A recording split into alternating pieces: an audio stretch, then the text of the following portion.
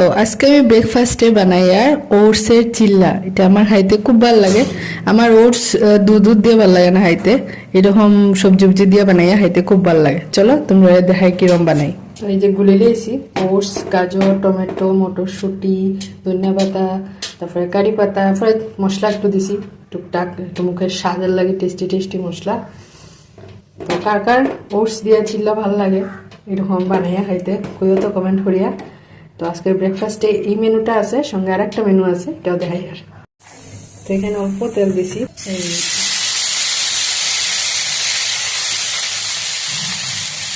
আমার খাইতে খুব ভালো লাগে। আমার দুধ দিয়ে ও একদম ভালো লাগে, এরকম খাইতে আমার খুব ভালো লাগে। কার এরকম ভালো লাগে তো এই যে দেখছো যা টেস্টি লাগে এটা খাইতে। কার ভালো লাগে আর কে কে বানাও এটা। এখন এখানে লইছি পেঁয়াজ, ধনিয়া পাতা, টমেটো, আর সঙ্গে কিনা মিক্স করবো হতেন আমার সবচেয়ে প্রিয় ঠান্ডার দিনে, যেটা আমি ঘরে বানাই সব সময় খাই, এই যে সুইট কর্ন।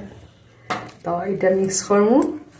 কার ভালো লাগে কইও তো, ঘরে বানাই খাওনি তোমরা, বাইরে বেশি খাও। আমি বাইরে খাই না, আমি ঘরেই খাই।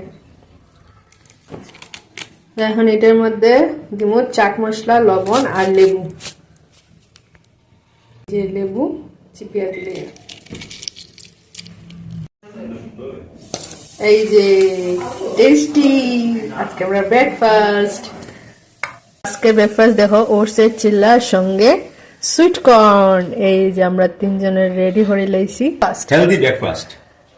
ব্রেকফাস্ট হয়ে লইয়া এখন ওটসের চিল্লা একটু সস লাগাইয়া।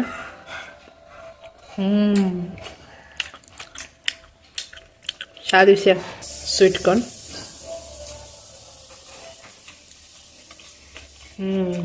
খুব স্বাদ হয়েছে।